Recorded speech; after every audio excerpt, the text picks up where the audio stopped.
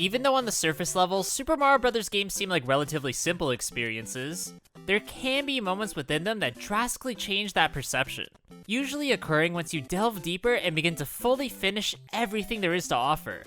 This exact feeling of discovery led me into wanting to create today's video, looking specifically at completion rewards in every Mario game, showing off how things change when you accomplish certain feats, while also explaining how exactly you do those things. Oh yeah, and before I get everything started, my name is Copycat, and if you haven't yet, then please subscribe to my channel, hitting that bell to stay notified when I upload new videos. The very first game to be released in the franchise was Super Mario Bros. For the NES, containing one special thing that unlocks once you fully beat the final Bowser boss battle in hard mode. Once you rescue the princess and your quest is over, you're given the option to press B, which will activate this tougher challenge which makes all enemies move faster, Goombas transform into buzzy beetles, lifts you need to take the platform much smaller than usual, and ensures that fire bars appear in all places they can. This is a nice little bonus for those who've beaten the game and want some extra content or would like to increase the difficulty a bit. However, remember, many of these early titles had no save features, so once you turn off your system, you have to beat everything again to unlock that mode again.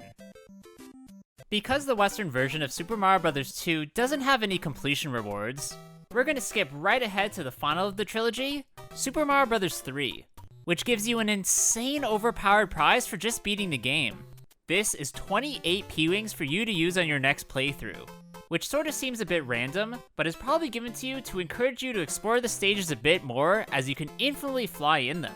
This is a great way to find secrets, but apparently is only a thing in the international version, as in the Japanese you get literally zilch. Oh yeah, also again, there's no saving, so this is a one playthrough sort of thing. Or I guess it could also be a no turning off your system sort of situation, something I remember pretty fondly from my past. The true Japanese version of Super Mario Bros. 2 wasn't released in Western markets until years later in the Super Mario All-Stars collection under the name The Lost Levels, containing two separate unlockable things based on completion, where we're going to start with what you need to do to gain access to the strange fantasy world. In both the original and remade entries, to do this, you just need to beat the base game normally without warping. And this also includes wrong warping, as I made that mistake once messing around during a playthrough. Now, if you beat that secret world, then you'll be given the opportunity to play worlds A to D, that have very hard levels based on the mechanics seen throughout the game. What's crazier, however, is the difference between versions, as in the Japanese, you need to complete worlds 1 to 8 a staggering 8 times for world A to be unlocked, something not everyone has the patience for. I have to mention, again, that a system like the Famicom could not save, meaning if a game didn't have memory storage of its own like Zelda, then it's a new game every time you turn off the system. Although the first ever handheld entry in the series, Super Mario Land for the Game Boy, was very rudimentary, only consisting of 12 levels, there's still a completion reward for beating it all, in the hard mode. Unfortunately, this is a bit of a letdown, as it really only increases the amount of enemies in a stage, as well as how much damage it takes to defeat a boss, not altering anything like level design, or even bringing in any new ones for you to play. It's a bit disappointing in this very short experience, but looking back on where we are today, it's understandable as they had to deal with the limitations of the time. Next up, we're going to look at a few changes that occur once you beat specific things in Super Mario World for the SNES. Starting with what happens when you clear the special zone. This actually has lasting effects on several things throughout Dinosaur Island, including the overworld map changing from summer to fall, Koopa's now donning Mario-looking masks, I guess in an attempt to taunt the mustachioed human, and Bullet Bills for some reason becoming Pidgeots, all of which I won't lie are pretty cool. One thing people might not know about is that the number on your save file doesn't actually represent the percent amount of the game that you've completed, and actually represents the amount of exits you found. This involves the regular, secret, and even useless exits that lead to nowhere, where you'll know who's truly finished everything if you see them with the number 96 next to their file, and in the North American version, even a golden star next to it, being a truly astonishing amount to find. The second handheld game in the series to come out is Super Mario Land 2 for the Game Boy, and this doesn't technically have any rewards for fully completing the game, but does have interesting rewards for completing the secret levels in each zone, which changes certain aspects of those overworlds. In the tree zone, some of the leaves will blossom into flowers and will start to bloom and unbloom. In the space zone, the moon switches from happy to sad. In the pumpkin zone, when the first secret level is completed, the eyes on the pumpkin light up and he begins to smile. And when the second level's done, boos appear and begin to dance on the gravestones. And finally, in the turtle zone, the whale will awaken and slowly try to go back to sleep. Sadly, this doesn't happen in every single area, but it's enough to be noted in this video. The first game in the series based in the 3D realm is Super Mario 64 for the N64, containing a few great rewards given to you once you gain all 120 stars, starting with you getting access to the castle roof.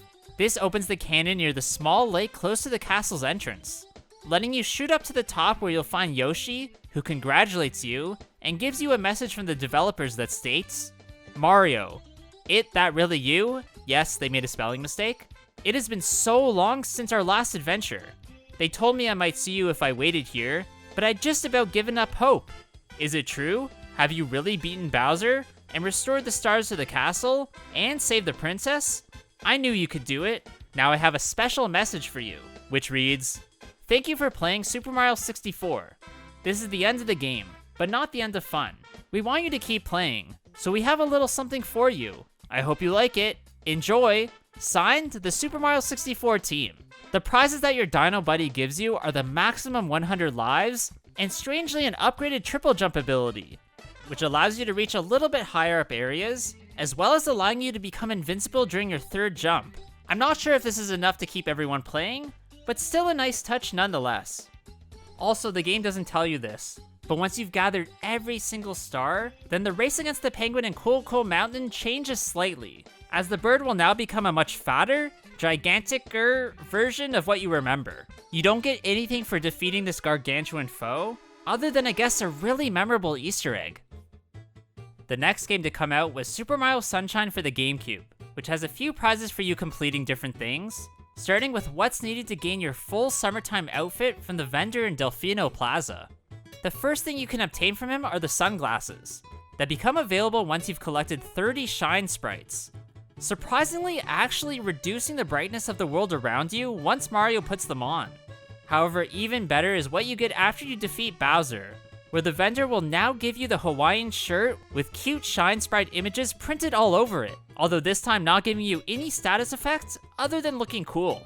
These can be returned by speaking to the vendor at any time, but really I don't think anyone would want to give this swagged out look up. Now, if you collect all 120 shine sprites, then a few really small things will occur, like the Il Piantissimo picture being replaced with a group photo of all the island's inhabitants, including a message that reads, "Have a relaxing vacation," and just the addition of a little sun icon next to your save file, indicating that you've gotten everything. Nintendo will return the franchise to its 2D roots with the release of New Super Mario Bros. For the dual screen system, and is the very first instance where file stars appear in the title. I guess other than the sun we just saw, but I'd argue that these are slightly different. To gain all three, you need to 1. Beat World 8, 2. Spend all 240 star coins, and 3. Find every single secret exit across the 8 worlds. Not only does this give you the stars, but also lets you access every single Toad house around the game's overworlds. Great if you want to find a specific power-up. One game that has some very interesting completion rewards is Super Mario Galaxy for the Wii, beginning with what happens when you collect the base 120 Power Stars. First, this grants you a message from developers stating, "Dear Mario, congratulations! We would like to send you a galaxy-sized thanks for saving all the Power Stars and playing till the very end. Until next time, signed the Super Mario Galaxy staff," accompanied by a picture of Mario, Peach, and Aluma. Also, you now get to play the game again as Luigi, needing to collect the 120 stars again to gain an even bigger prize. This is access to the Grand Finale Galaxy, as well as another picture, this time with Luigi and Rosalina. The only other unlockable thing in this one is what happens when you collect 9,999 star bits, which for some reason will transform every coconut into a watermelon. There's honestly no indication that this would ever be a thing, so I guess this is just a bit of a joke from the developers. The second of the new Super Mario Bros. Sub-series came out for the Wii in 2009, also having profile stars you can gain, but this time up to 5, needing to do very specific things to get them. The first can be achieved by beating World 8, the second by getting every star coin within those worlds, the third by finding all the star coins in World 9, the fourth by coming across every regular exit that exists in the game, and the fifth and final by finding every single secret exit. Like before, you are now allowed to visit every Toad house you come across, but what is new is that your file stars will now sparkle.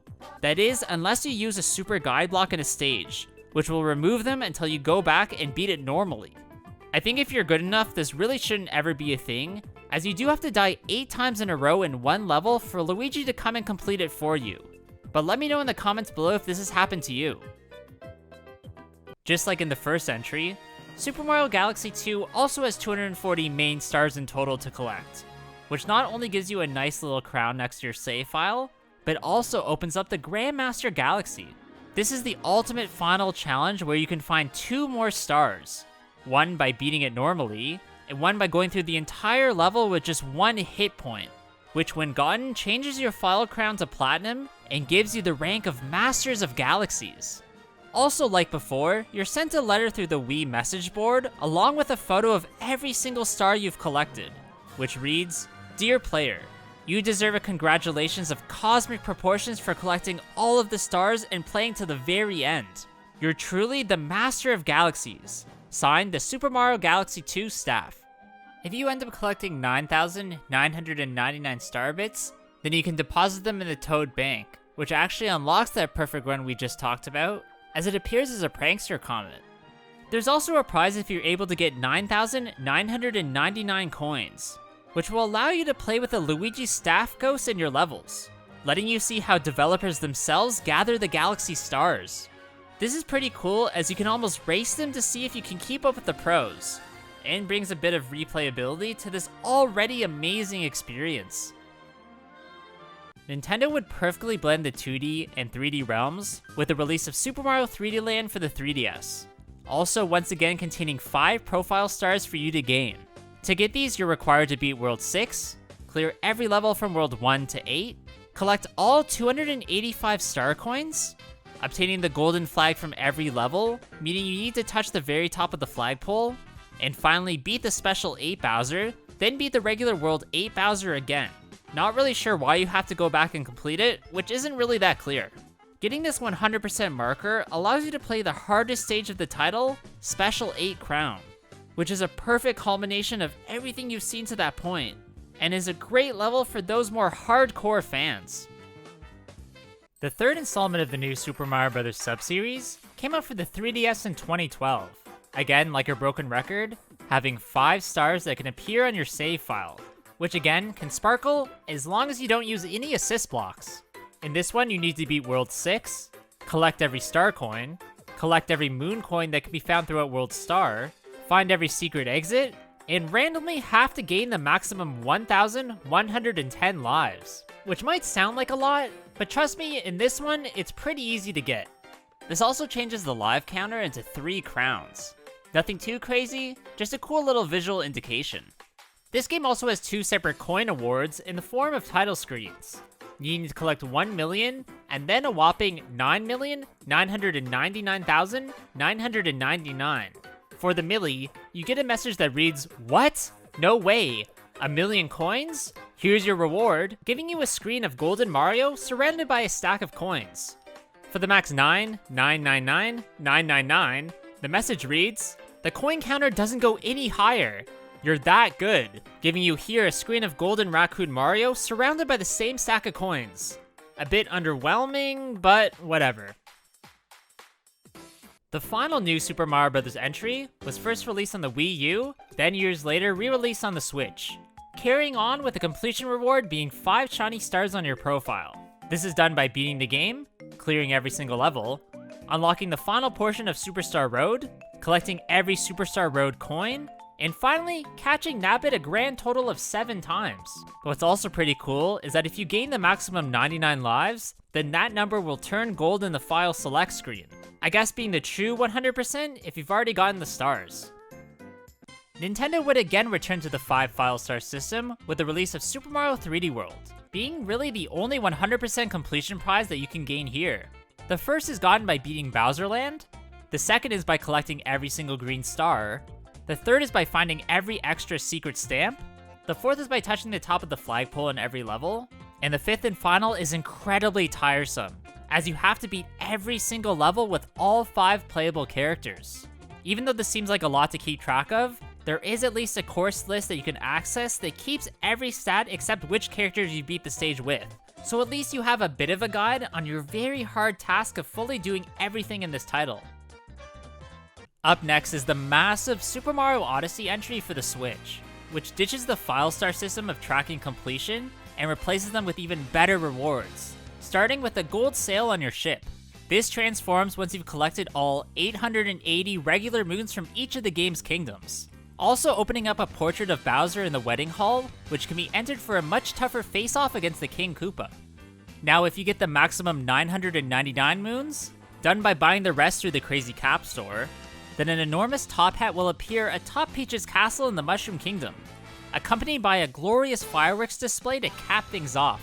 Okay, I might have lied, there is sorta still a star system in this title, but instead are given to you to track your progress with individual things in the game, whether it be moons within kingdoms, secret coins within kingdoms, the overall capture list, the amount of souvenirs you've bought, and even the amount of music you've collected in your discography. It's nice that these things are kept track of, otherwise it would be almost impossible to get everything, especially as there's several thousand things in this one for you to gather. The final completion thing I want to look at from Super Mario Odyssey turns Luigi's balloons into gold. That is, if you fully complete all the stats in the Luigi's Balloon World game mode. To do this, you have to have a total of 25,000 coins and hide it, 50,000 and find it, find 800 of other people's balloons, find at least 15 in a row without failing, and finally, have at least 800 other people search for your hidden ones. This will cause you to hit level 50 in the minigame, a feat that does take quite a while, but I wouldn't worry as there's tons of replayability potential here. The final we're going to look at in this video is the Bowser's Fury game mode that was bundled alongside the re-release of Super Mario 3D World for the Switch, again containing the 5 profile stars we've become accustomed to, along with a few other goodies. 3 of the stars are earned by defeating Fury Bowser 3 separate times as Giga Cat Mario. 1 is gotten by collecting all 100 cat shines, and the final is achieved by defeating Giant Bowser in the very last boss fight where you smush him with Plessy. After gaining these 5 stars, you'll notice there's a few changes that have been made to certain characters, specifically the cat version of the mustachioed man and Bowser Jr. Powering up with the Super Bell now makes Mario look more like his Giga Cat version, although here in much smaller form. And hilariously, Bowser Jr. has become completely catified, giving him fur, ears, and cute little whiskers. Alright, that's gonna be it for today's video, guys. I really hope you did enjoy this one. If you did, please leave a like, comment below what you thought about it, and of course subscribe to my channel. Also stay tuned for next week as I'll have 2 very special Zelda videos coming out in celebration of the release of Tears of the Kingdom. Now if you guys haven't yet, go please follow my Instagram at CopyCatGamer. There I'll put some cool clips and items for my collection that you won't see anywhere else. Hope you guys all have a good day and I'll see you all in the next one. Bye!